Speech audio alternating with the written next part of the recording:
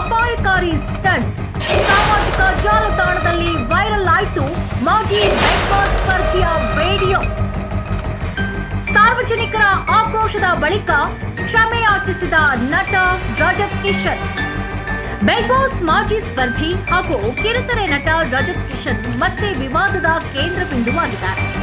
ರಜತ್ ಕಿಶನ್ ಅವರು petrol bomb ಮಾದರಿಯ ವಸ್ತುಗಳನ್ನ ರಸ್ತೆಯಲ್ಲಿಟ್ಟು ಸ್ಫೋಟಿಸಿ ಅದನ್ನ ರೀಲ್ಸ್ಗಾಗಿ ಚಿತ್ರೀಕರಿಸಿದ್ದ ವಿಡಿಯೋ ಸಾಮಾಜಿಕ ಜಾಲತಾಣದಲ್ಲಿ ಹರಿದಾಡ್ತಾ ಇದೆ.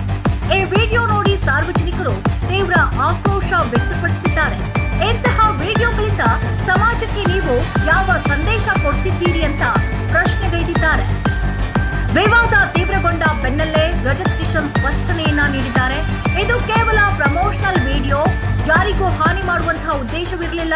ವಿಡಿಯೋ ಸಾಮಾಜಿಕ ಜಾಲತಾಣದಲ್ಲಿ ಅಪ್ಲೋಡ್ ಆಗಿರೋದು ಗೊತ್ತಾದ ತಕ್ಷಣವೇ ಡಿಲೀಟ್ ಮಾಡಿಸಿದ್ದೇನೆ ಅಂತ ಹೇಳಿದ್ದಾರೆ.